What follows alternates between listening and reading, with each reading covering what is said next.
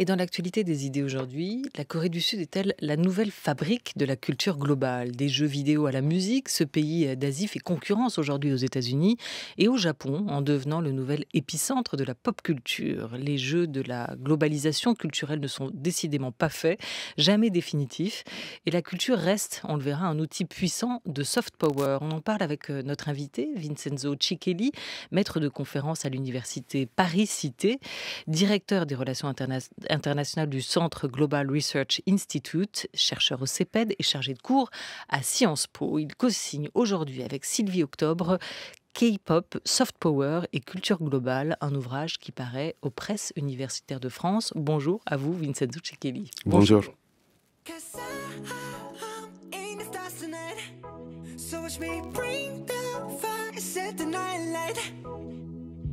Shoes on, get up in the morning, cup of milk, let's rock and roll.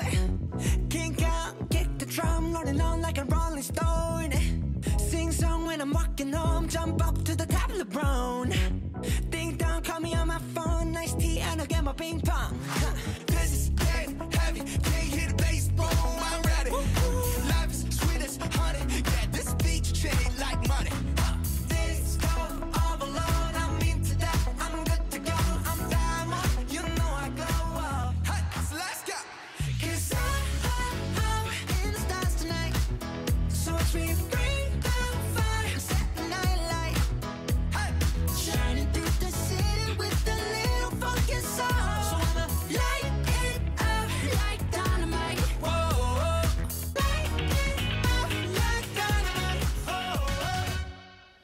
Avant une analyse totalement objective du phénomène K-pop, Vincenzo Ciccheli, je voudrais une appréciation totalement subjective sur ce qu'on vient d'entendre, extrait de Dynamite, un titre du groupe BTS, groupe de K-pop coréen. Donc, c'est bien?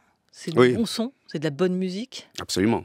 Et bon, quelle que soit l'idée qu'on puisse se faire de ce phénomène, l'analyse objective, de fait, c'est devenu sans doute le groupe de pop au niveau global qui aujourd'hui peut entrer dans l'imaginaire universel comme les nouveaux Beatles. Wow. On le dit, ils le savent, et même maintenant au fil des interviews, ils sont allés plus loin que ça. Autrefois, quand on leur disait vous êtes les Beatles d'aujourd'hui, ils répondaient en disant oui, nous sommes honorés de cela. Les interviews les plus récentes, faites par la presse américaine, donnent une autre image. Pas seulement ils le savent, ils le revendiquent, et en plus ils disent on fait mieux, parce que nous en plus on est 7. Et on chante, et on danse. Un peu plus nombreux que les Beatles. Absolument. Mais les Beatles écrivaient leur musique, écrivaient leurs chansons. C'est le cas aussi pour ce groupe? Oui, tout à fait. Ouais. Et d'ailleurs, il y a quelque chose de très important à mettre en évidence, c'est le contenu. On ne pourrait pas comprendre le succès des BTS en particulier et de la K-pop en général sans faire abstraction de ce qu'ils disent. Et ce qu'ils disent fait écho à ce qu'on pourrait appeler une génération globale. Il ne faut pas oublier ça. Quand on parle des Beatles, on était... disons, au début de cette globalisation de la culture et l'avènement de générations globales. Là, nous sommes vraiment... Donc, les BTS s'adressent à une génération qui entend certaines choses et ça fait sens. Notamment les questions d'amour universel et aussi de prise en charge de soi, de respect de soi. C'est très important. C'est aussi la raison pour laquelle ils sont devenus les témoins de grandes initiatives d'organismes internationaux comme l'UNICEF.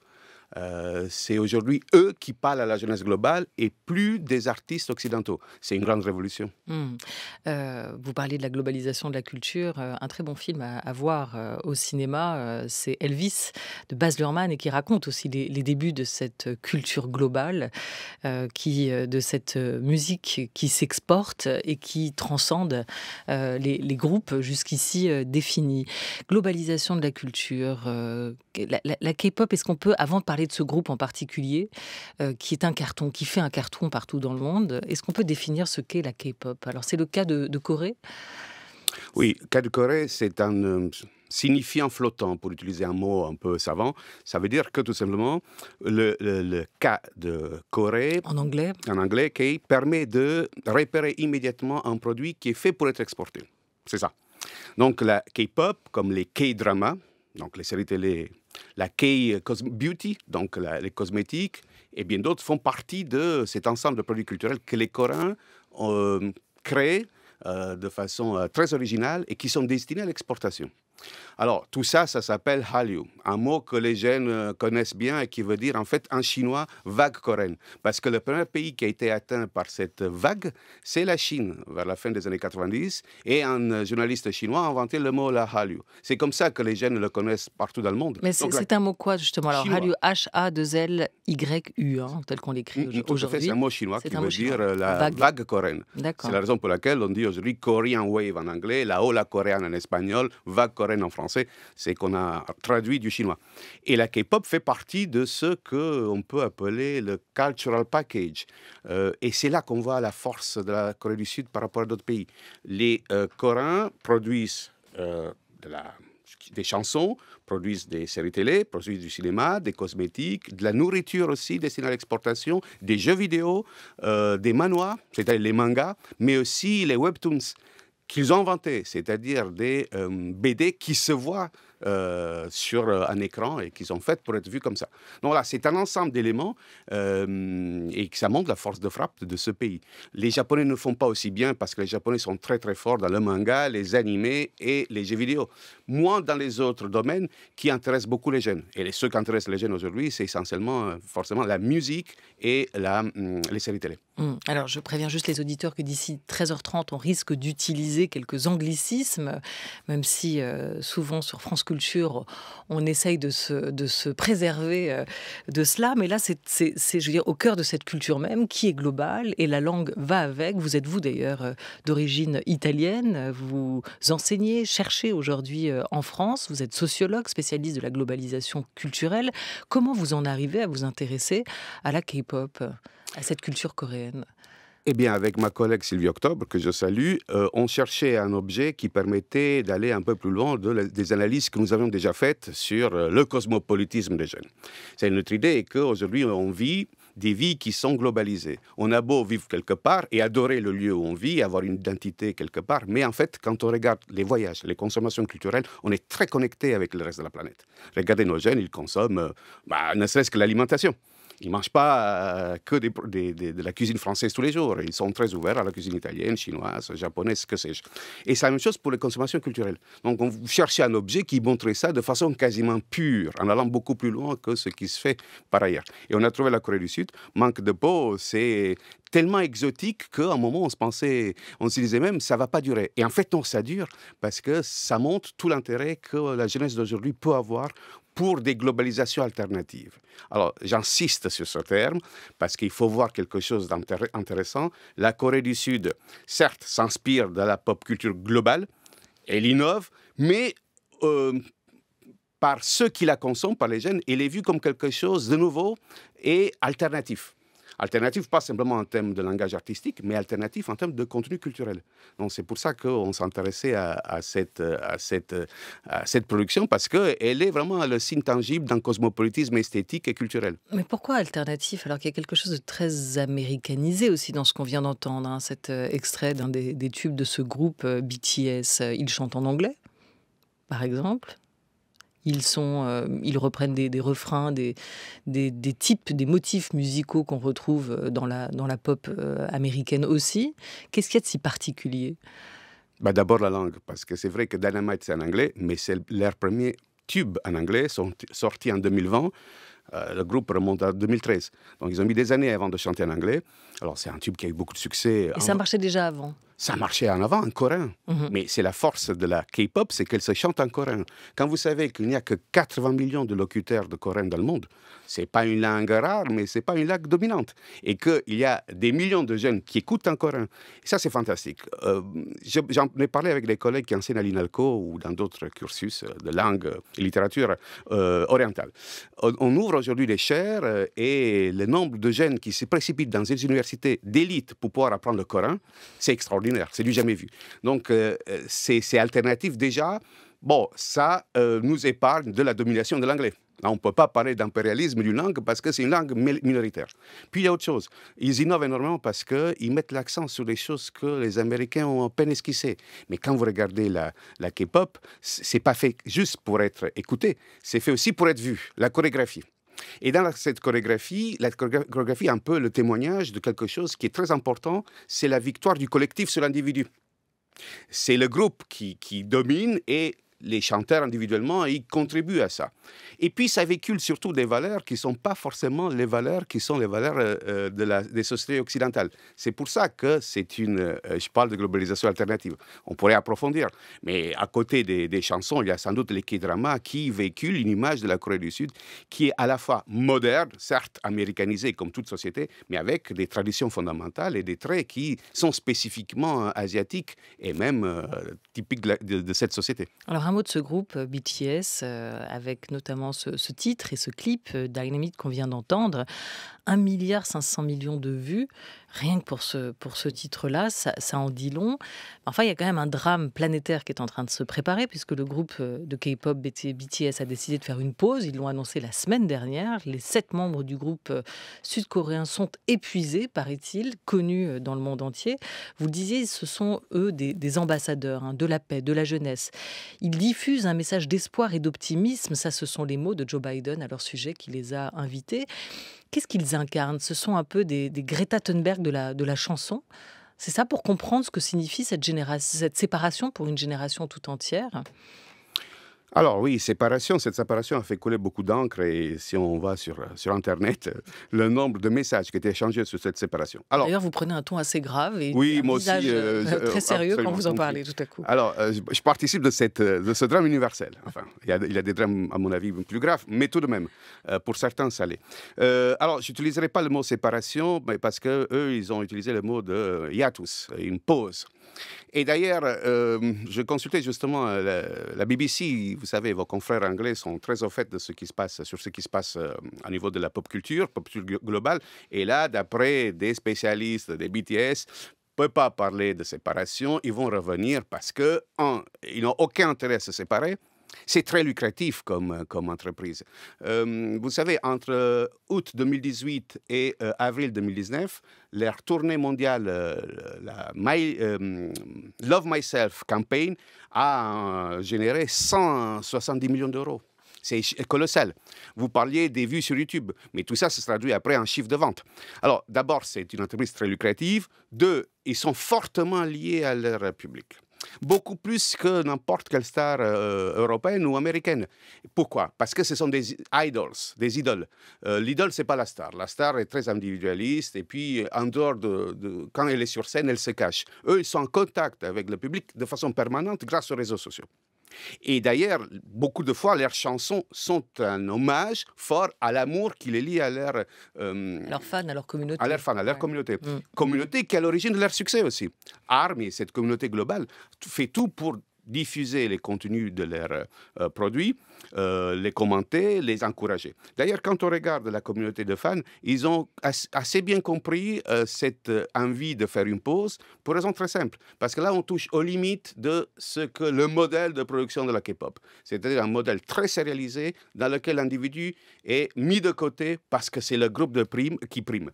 Vous voyez, c'est des garçons qui sont quand même maintenant adultes, entre 28 et 24 ans, des jeunes adultes, et c'est depuis peu qu'ils vivent séparés.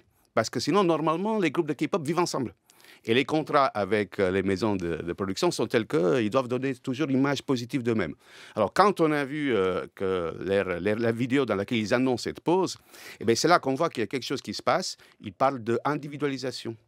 Vouloir revenir aux sources de leur musique et faire quelque chose pour eux-mêmes. C'est très important et ce n'est pas incompatible avec l'image qu'ils donnent depuis des années, c'est-à-dire l'authenticité.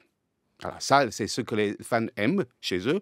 Ils collent les personnages collent avec ce qu'ils disent. Et là, c'est la même chose. Ils ont besoin d'une pause parce qu'ils sont épuisés et ils veulent explorer autre chose. Alors pourquoi ça marche en Europe, notamment dans la période où ils chantaient en coréen, alors qu'à première vue, il n'y a aucune proximité culturelle, rien à voir avec nos valeurs, diraient certains. Vous répondez justement si, c'est une musique aussi qui refuse les assignations de genre, de classe ou d'origine, même si ce sont que des garçons dans ce groupe. Et c'est une musique qui est du coup très en phase, vous diriez, avec les préoccupations de la jeune génération, Vincenzo Cichelli. Oui, alors je vais prendre un extrait, moi aussi j'ai des extraits, du discours qu'ils ont tenu aux Nations Unies en 2018. Ils ont lancé avec l'UNICEF une campagne globale, Generation Unlimited, qui s'adresse à la jeunesse globale et qui lutte contre toute forme de discrimination que subirait la jeunesse. Alors voilà une phrase qui a été dite par le leader RM: peu importe qui vous êtes, peu importe d'où vous venez, la couleur de votre peau, votre identité de genre, seulement parlez pour vous-même, cherchez votre nom et cherchez votre voix en parlant vous-même, par vous-même. Alors, c'est un message universel qui est une sorte de well-being, voilà, quelque chose qui s'adresse plutôt au fait de développer un élément positif et d'affirmation de soi. Voilà, s'affirmer comme personne. Alors, c'est très intéressant parce que ça, pour le coup, que vous chantiez en français, en anglais ou en allemand, ça passe comme message. Et puis, n'oublions pas qu'ils font quelque chose, comme tous les groupes de K-pop, qui est assez unique chez nous, c'est-à-dire une grande capacité à la fois à chanter et à danser, avec des chorégraphies très sophistiquées, avec aussi de la haute technologie mise en avant pour pouvoir produire ces vidéoclips, des costumes, la mode. Alors, je vous le dis en tant que mélomane. Moi, je suis un amoureux de l'opéra. Je suis un peu italien quand même pour ça. Et pourquoi j'aime l'opéra? Parce que l'opéra, vous avez un livret, vous avez une histoire, vous avez le jeu des acteurs, vous avez la voix, vous avez la musique. Quand vous écoutez un clip K-pop, c'est assez complet en fait. On retrouve un peu tout ça. Alors là, je m'adresse aux sociologues spécialistes de la globalisation culturelle. On voit donc ce nouveau pôle culturel plus qu'émerger, maintenant s'installer dans le paysage géopolitique avec la Corée du Sud. Est-ce à dire qu'on est entré dans un monde pop multipolaire ou est-ce que les Américains sont clairement, pour vous, Vincenzo Cichelli, en train de perdre leur leadership culturel? Perdre le leadership culturel, pas pour l'instant. Quand on regarde les chiffres de vente et quand on regarde ce qu'ils produisent, ce n'est pas le cas. Mais d'ailleurs, ils ont une force de frappe qui est liée aussi à leur taille et à la puissance de leurs industries culturelles.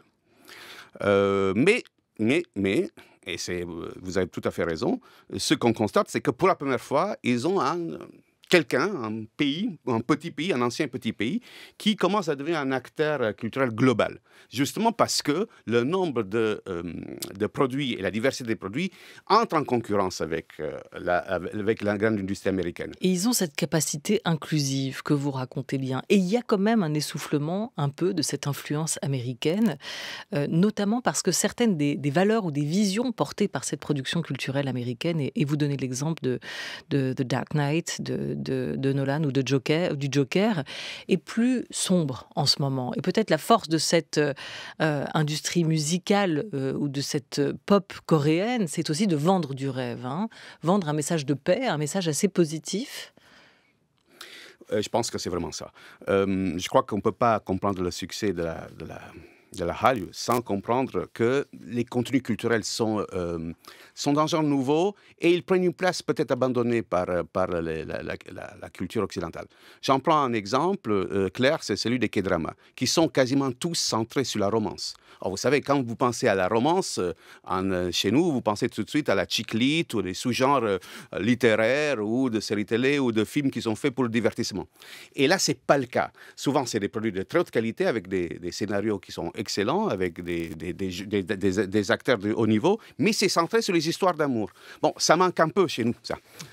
Et en plus, comment voulez-vous imaginer que les consommateurs culturels aujourd'hui, qui sont habitués, accoutumés depuis peut-être des années, à des produits de très haut niveau. Vous avez mentionné Joker, c'est un produit de très haut niveau d'un point de vue artistique. Eh bien, nos jeunes sont tellement habitués à décrypter, à analyser et à pouvoir hiérarchiser les produits culturels qu'ils ne pouvaient pas tomber amoureux de produits culturels qui soient niais et de bas de gamme. C'était impossible.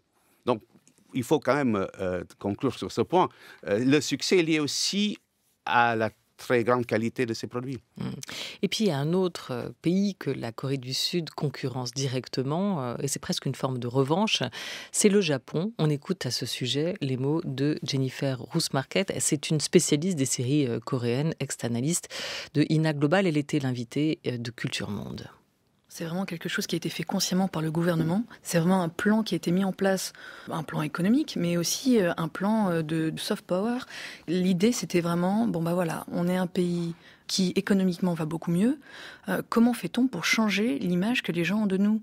Encore très récemment, quand on demandait à des Occidentaux ce qu'ils pensaient de la Corée, on parle de pauvreté, de guerre, de situations politiques très compliquées, alors qu'en fait, on pense surtout à la Corée du Nord. Là, au début des années 2000, on a commencé à associer Samsung, LG, toutes ces réussites technologiques à la Corée du Sud. Mais tout ça s'est passé par l'Hallyu, donc la vague culturelle coréenne. Ça a commencé avec les dramas. Ce qui a été extrêmement malin de la part du gouvernement sud-coréen, c'est de se servir de ça comme d'un vaisseau pour tout ce qui est produit made in Korea. C'est-à-dire qu'on regarde un drama coréen, on entend de la musique coréenne, donc on commence à s'intéresser à la K-pop, on découvre la cuisine coréenne, donc on va commencer à regarder un petit peu ce qu'est le kimchi, le chou fermenté coréen. Ouais. On s'intéresse aussi aux cosmétiques coréens, qui ont récemment connu un essor incroyable à l'international. Et voilà.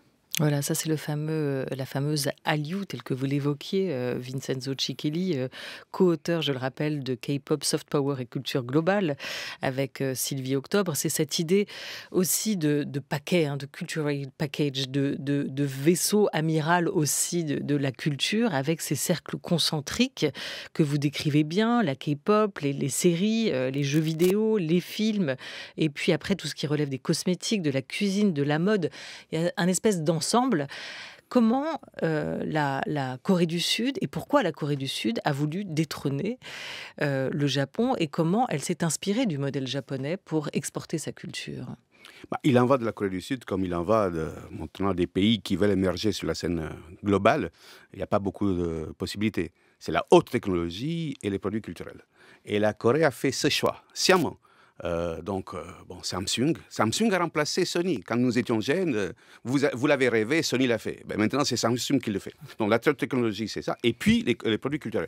Sans doute parce que vous vous souvenez de la grande crise économique de 1997, où l'économie de plusieurs pays asiatiques a plongé, l'économie coréenne. Et là, le gouvernement a compris qu'on ne pouvait pas en rester à l'industrie lourde. Déjà tourné vers l'international. Mais il ne fallait pas rester là. Il fallait investir sur autre chose. Alors, quand on dit rôle joué par l'État, attention, nous ne sommes pas en Chine. Ça, les collègues coréens n'aiment pas entendre ça. On n'est pas en Chine, ce n'est pas de la propagande, ce n'est pas un capitalisme purement d'État. Mais il y a eu quelque chose, un peu ce que fait le gouvernement français, un rôle très incitatif pour la création d'industries culturelles et surtout faire de la Corée du Sud un pays d'une grande capacité créative. Ça, c'était le pari de l'époque. Bon, un pari, évidemment, qui s'est révélé gagnant. Donc il y a un secteur qui n'est pas totalement laissé au marché, qui est quand même aussi encadré par l'État, qui va s'appuyer sur ces industries culturelles pour exporter une image plus positive de soi dans le monde, si je vous comprends bien, pour imposer aussi sur la scène internationale une dimension nationale, l'idée d'une nation qui identitairement, culturellement, est forte et très créative. C'est ça le soft power ? C'est ça le soft power. Alors ne pas oublier que c'est un pays ancien, avec une histoire, mais la Corée du Sud ne se base pas sur cette histoire aussi noble, aussi ancienne, pour gagner. Elle se base sur l'image moderne, nouvelle. Un pays qui n'est plus fait simplement d'industriels besogneux, mais un pays de gens qui travaillent énormément avec une éthique du travail importante et qui savent innover. C'est des vrais créateurs. C'est ça qui donne une image très positive de la Corée du Sud par rapport à ses concurrents. Avec nous jusqu'à 13h30, le sociologue Vincenzo Cichelli. Il est le co-auteur avec Sylvie Octobre de K-pop, Soft Power et Culture Globale aux Presses universitaires de France. Aujourd'hui, on est le mardi 21 juin, c'est la fête de la musique. Et bien justement, on la fête avec vous.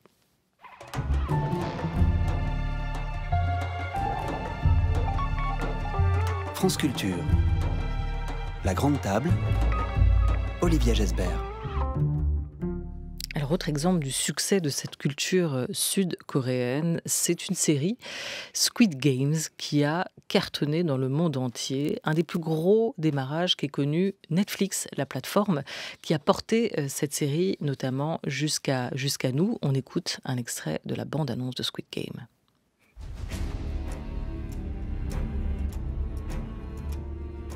Vous tous ici présents, vivez sur le fil du rasoir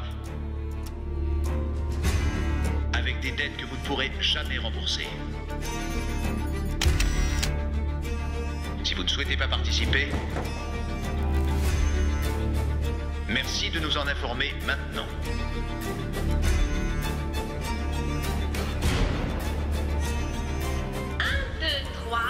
Soleil. Comme le jeu auquel on jouait quand on était gamin.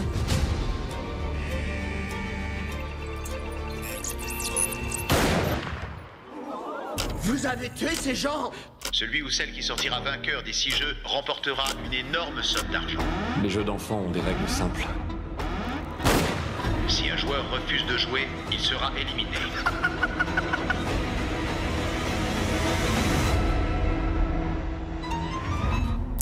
Voilà, c'est la série qui a fait trembler dans toutes les cours d'école du monde, et notamment en France. On en a beaucoup parlé l'an passé. Le scénario, ce sont des Sud-Coréens, tous gravement endettés, confrontés à beaucoup de difficultés sociales, toutes générations confondues, toutes hommes, femmes confondus aussi dans cette série. Et ils participent à un jeu. Ils se retrouvent enfermés dans un jeu presque vidéo et où, en fait, on les élimine au fur et à mesure et ils meurent, littéralement, comme on l'entend dans cet extrait de la série, de cette bande-annonce en version française. Et c'est un carton pour cette série qui a été produite par Netflix, mais créée, imaginée en Corée du Sud. Alors, c'est très intéressant parce que là, on voit aussi un peu l'effet Netflix. Parce que vous disiez vendre du rêve, on ne peut pas dire que cette série vende beaucoup de rêves. Mais c'est la preuve de la capacité des Sud-Coréens à maîtriser différents genres. Il n'y a pas que la romance, il n'y a pas que, disons, une vision enchantée du monde, pas du tout. Il y a aussi des séries de vampires, des séries historiques et aussi de science-fiction. Donc en fait, c'est ça la capacité, c'est de montrer plusieurs, disons, images de ceux qui savent faire. Et ils sont mis maintenant à parler aussi de la société coréenne avec, disons, son visage le plus noir, le plus sombre. Bon, ça parle beaucoup, et pas seulement au public coréen, mais aussi au public global. Il faut savoir que les investissements de Netflix dans la production de K-dramas sont très importants. Seulement en 2021, ils ont investi 500 millions de dollars. C'est colossal. Pourquoi? Parce que Netflix n'est plus seulement un distributeur, c'est un créateur de contenu culturel, vous le savez.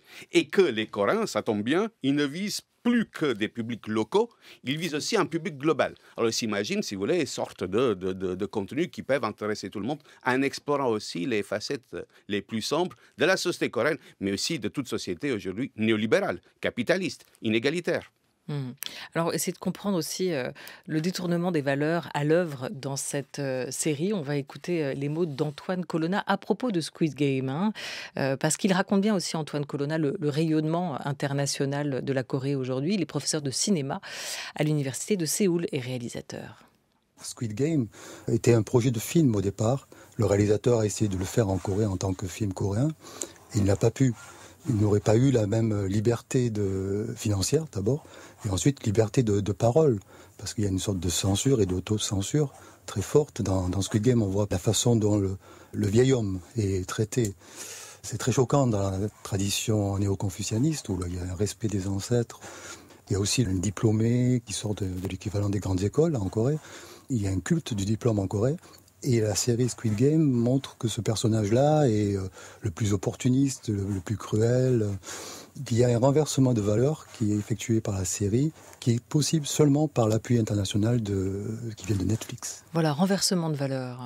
Oui. Oui, mais en restant quand même coréen, si je peux me permettre, parce que quand vous regardez maintenant, ça fait plus de 3 ans que je regarde des K-dramas, ça a un peu changé ma vie d'ailleurs, il reste quand même quelque chose d'essentiel, c'est ce qu'on appelle le jeong, qui en coréen, ça veut dire une sorte d'affection, un amour universel. Et malgré tout, malgré la dureté, malgré cette façon qui émerge dans ce jeu dans lequel on élimine des gens, il y a quand même des passages où on voit que les individus peuvent être très humains et essayer de secourir, de s'intéresser aux autres, malgré des situations difficiles. Donc à la fois, c'est évidemment autre chose que disons, cette vision enchantée du monde, mais avec une petite dimension, une petite touche coréenne qui est encore sensible, pour raison très simple, c'est que malgré tout, ceux qui regardent ces séries télé au départ, ce sont des Coréens eux-mêmes. Et ils ne pourraient pas totalement adhérer à une série télé qui serait très éloignée de leurs propres valeurs et donc totalement improbable. Ces séries télé parlent aussi de la société coréenne. Voilà, Antoine Coppola, je crois que j'ai dit Colonna tout à l'heure, mais Coppola, je ne sais plus. Enfin bref, Antoine Coppola, notre spécialiste du cinéma coréen, réalisateur lui-même, insiste, je vous le disais, sur la créativité aussi à l'œuvre aujourd'hui en Corée. Mais vous dites, et c'est intéressant, que cette culture coréenne, elle est aussi une métaphore ou un symbole de ce capitalisme esthétique aujourd'hui. En quoi ? C'est la raison pour laquelle nous utilisons le capitalisme esthétique, c'est parce qu'aujourd'hui, les marchandises qui circulent le plus au niveau global, c'est les marchandises esthétiques, c'est-à-dire celles qui sont issues des grandes industries culturelles globales. Alors ça va des séries télé jusqu'au cinéma, à tout ce que nous consommons en permanence. Quand vous regardez nos jeunes, avec leurs plateformes, Spotify, Deezer, Netflix et autres, ils ont une consommation de marchandises esthétiques qui est beaucoup plus importante que ce que nous avions à disposition quand nous étions jeunes ou alors il y a quelques années. D'ailleurs, cette pandémie marque le triomphe de ce capitalisme esthétique des plateformes. Les marchandises sont esthétiques parce qu'elles servent un objectif, la construction de soi, l'expression de soi. Pouvoir comprendre le monde, c'est la raison pour laquelle les séries télé ont tellement de succès auprès des jeunes. C'est une porte d'entrée pour se faire une idée de ce qui se passe ailleurs. Quel scénario d'avenir pour la K-pop, selon vous, Vincenzo Cichelli ? Et on terminera là-dessus. Comment ça peut évoluer encore aujourd'hui ? Ça fait 20 ans maintenant que la Liu existe. Elle a bénéficié de beaucoup de choses qui existaient déjà, mais elle a aussi, innové en faisant d'Internet le véhicule le plus important de la diffusion des produits culturels. Elle a innové aussi parce que ce lien fondamental entre les stars, les idols, comme on les appelle, et les jeunes, va au-delà de l'amour qu'on peut porter pour un chanteur si on n'a pas les moyens de le voir tous les jours grâce à une application. Donc, innover, je pense que la grande innovation va se passer du côté de ce qu'on voit aujourd'hui. C'est-à-dire des séries télé qui deviennent encore plus globales et qui s'adressent à un public encore plus global et quelque chose qui manque aujourd'hui à la culture coréenne, produite par ces produits culturels, c'est la contre-culture et la critique. Ça reste esquissé, c'est un peu éloigné de ce qu'on peut attendre quand on regarde ces choses-là. Mais en fait, les Américains l'ont fait, avec Joker, Batman et d'autres. Les Coréens vont le faire aussi. Merci beaucoup à vous, Vincenzo Cichelli, co-auteur avec Sylvie Octobre de K-pop, Soft Power et Culture Globale, qui vient de paraître aux Presses universitaires de France. Vous aurez donc le choix ce soir pour fêter la musique en ce 21 juin entre un bon opéra ou un morceau de K-pop. Merci à toute l'équipe de la Grande Table, à Auriane Delacroix et à Henri Leblanc pour la Grande Table Culture. Aujourd'hui avec Laura Dutèche-Pérez, à Lucas Bretonnier avec Maï-Hélène Despiau-Couré pour la Grande Table des idées. À la réalisation, c'était François Richer avec Jean Frédérix à la technique. Très belle journée, très bel après-midi à tous sur France Culture.